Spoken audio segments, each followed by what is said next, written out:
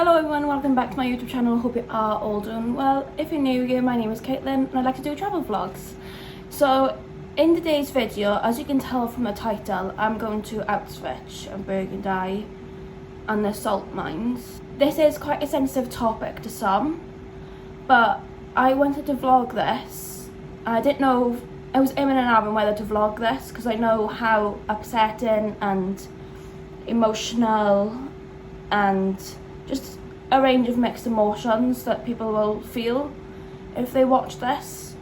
But I wanted to do it just for education purposes, and I wanted to go and see what it was really like, what happened, and all of the educational and history stuff.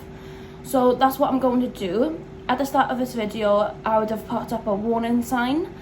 So if you don't want to watch this, I just wanted to do this because when I'm in Poland, that was one thing I really wanted to do. So yes, so that's what I'm gonna go and do today. I have got like a 12-hour tour because I know it's about an hour or so to get there from where I'm staying in Krakow.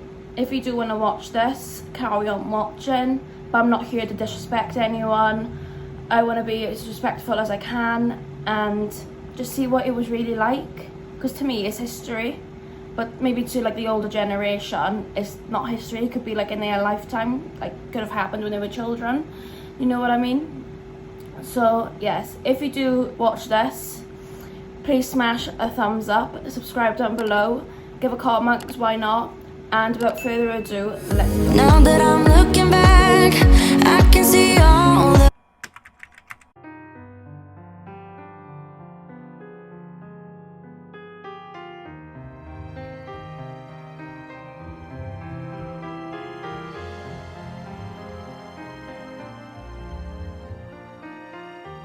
Hello, this is future me. As you can tell, I'm obviously not in Poland. I'm in my house now. My dog Ziggy's just sitting on the side, as you can see. So I know this video is going to be very sad and not an ideal video that you guys might want to see, but I thought, like I said in my intro, I purposely wanted to do this for educational reasons and history, just to learn and to educate myself more on what had happened all them years ago. In the 1940s it happened. So I have got a list here so I don't forget anything I want to say throughout the whole video. It's not going to be like really in depth because it's impossible to remember every single thing and every single word that these tour guides have said, and it was a few weeks ago. I just wasn't ready to film this.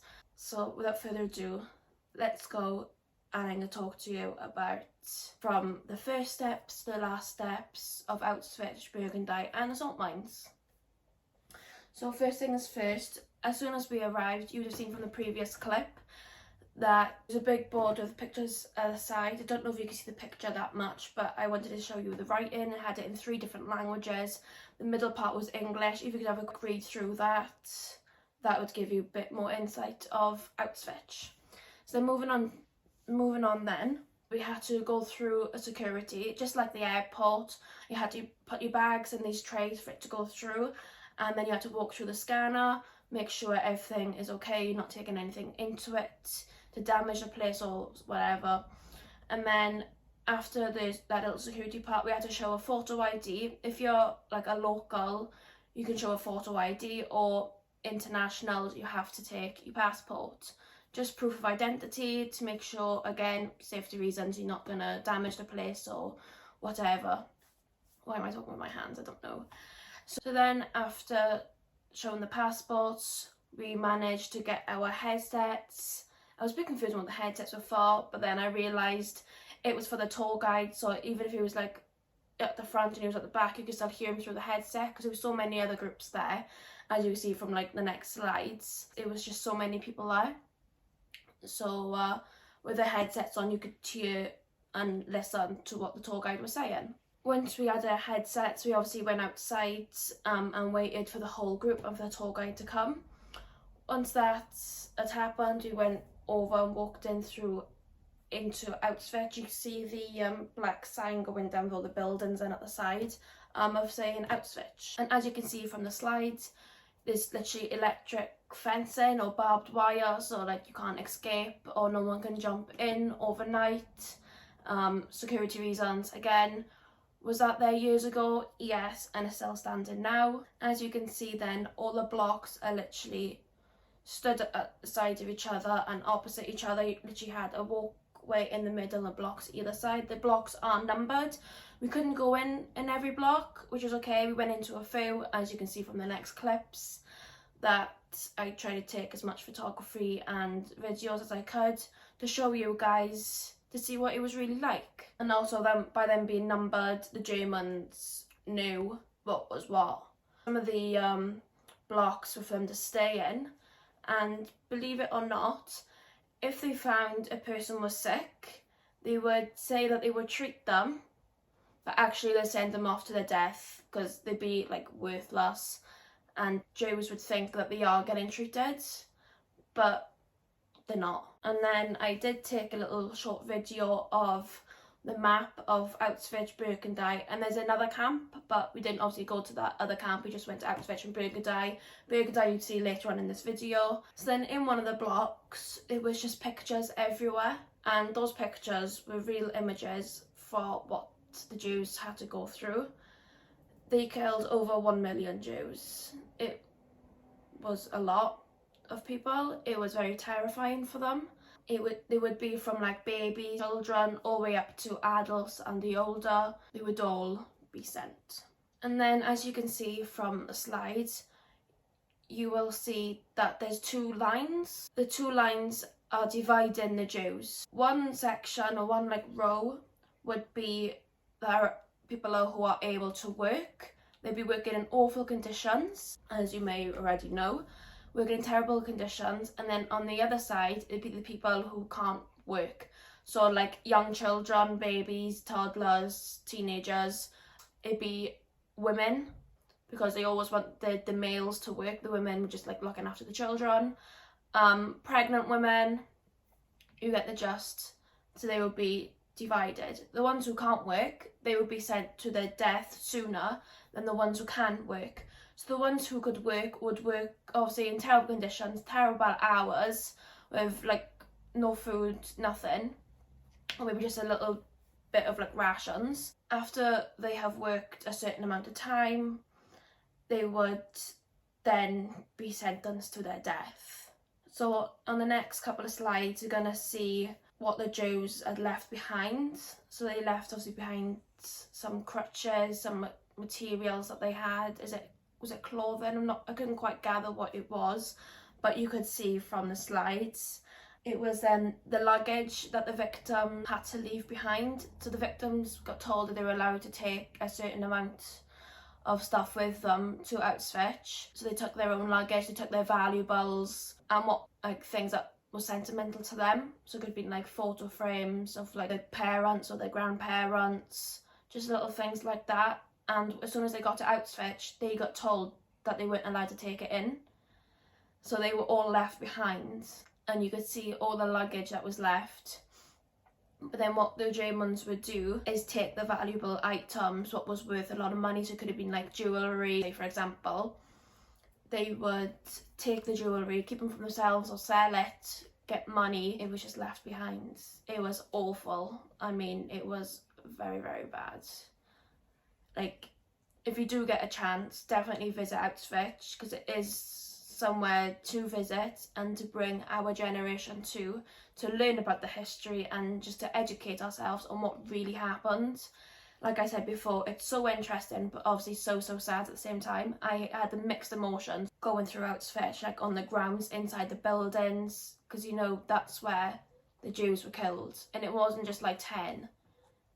It was over 1 million. Then on the next slide then, the shoes. And what really gets to me is the children's shoes. It's sad seeing all different shoes, like the adult shoes, but I think for me, it was worse that it was a baby shoe. And they had, at the side of the shoes, not in the container, but at the sides, they had a baby clothing and like some shoes to go with it. I don't know if I took a photo of it. If I did, I'll put it up on the screen, but it was just so sad to see. And how can they do that to like children? Like, they might not even be like 1-year-olds. they might not even be like a 3-year-old. It was just so, must have been so terrifying for them to see what was actually going on.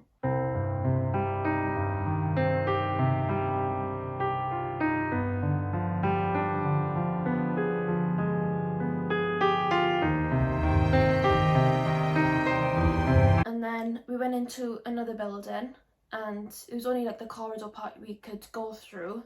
And as we were walking through the corridor, they had either side. One side was all the female, and one side was literally all the male of the victims who were killed. They had like their pictures of them. They had like their date of birth. Not everyone had their date of birth. And there was a little section on the day they were killed. That was obviously awful to see. I was also told that the women, you can't really see much from the pictures, or the video, but the female also had to have their head shaved, so it'd be like really short. They would have like long hair and like keep it for other things, but then they would have the short hair. So yeah, it was just awful. Can you imagine having really long hair and then being told you had to cut it all off? Like, that's bad enough, but can you imagine what they had to go through back in the 1940s? It was just awful.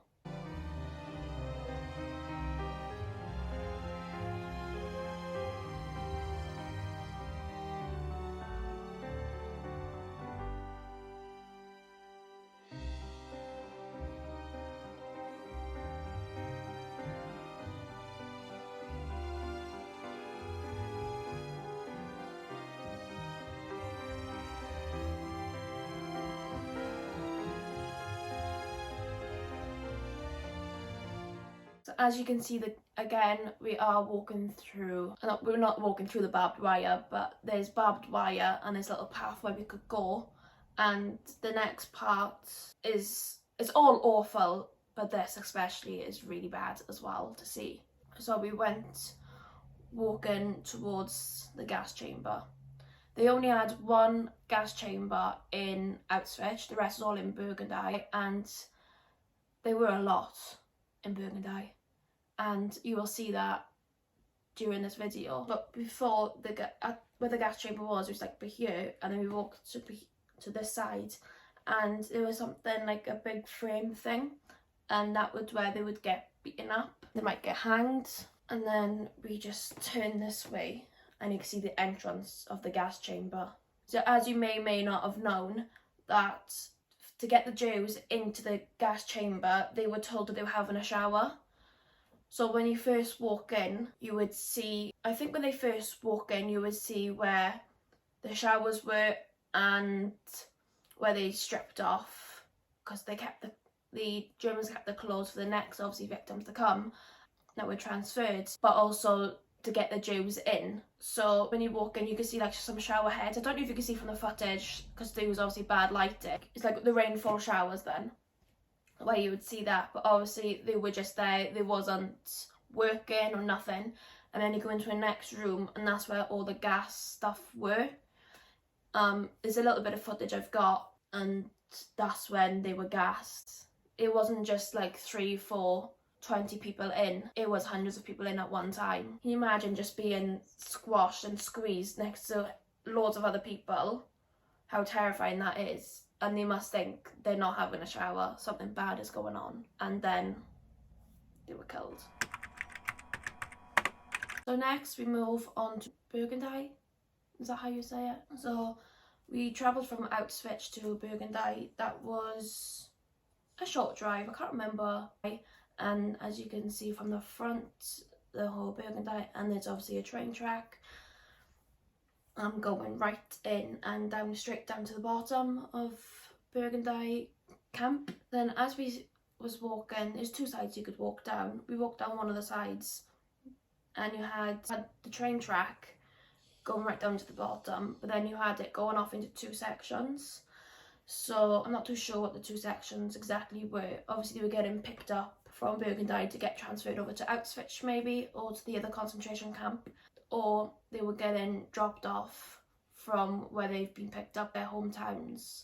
So they get picked up to get dropped off to Birkenau, and if there wasn't enough room or whatever in Birkenau, they would also get transferred into Auschwitz. So walking down at the side of the train tracks, and then looking either side, Again, it was all barbed wire or electric fencing, and that's where the gas chambers were. And you would see from the clips that when we walked down to the bottom, they had like a little memorial where they had gravestones all in different languages for people to see. I just thought it was quite nice, because if you don't speak English, there's another language. So you speak Spanish, there's a Spanish gravestone. If you don't speak Spanish, you speak English, there's English. That's just an example. So then after we went to the memorial, we turned to our left and we went towards the gas chambers. However, the gas chambers wasn't there. They were demolished, because when they found out, maybe the Polish found out what was going on, the Germans had to quickly demolish as many gas chambers as they could, demolish the evidence really. And you can see it's all little bits from where they tried to like knock it down or like burn it. And you could see how long and how small it was. We obviously couldn't go too close for health and safety reasons, but when we could go closer up, and you could see, just looking down, it's like, oh my goodness, like how could these people be so horrible? I don't understand. Like I said, it must have been terrifying for these Jews. Very, very, very terrifying. Then I tried from when we was walking back up to like the start part and like the other buildings, obviously the opposite sides of the gas chambers as well. I tried to get a little footage of that, but I don't know if you could see very well.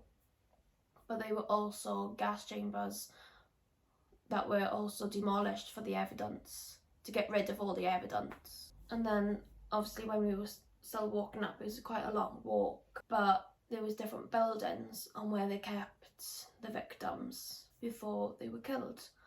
So then we did go inside one of the buildings. I think it was only one building we could go inside, and we went inside and it was just not bunk beds, but just like these platforms that like would look like a bunk bed. It was like two or three where they kept the victims when they were working, when they were just waiting to be killed. And believe it or not, there was quite a few people having to stay on one level, if that makes sense. So they were like squashed. They didn't have much room. And especially if you was in that middle, you couldn't sit up. You had to lay down because there was just no room.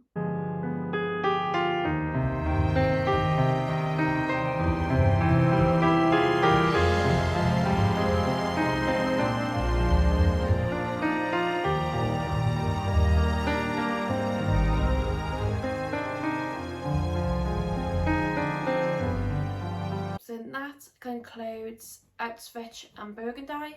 I hope you learned some information.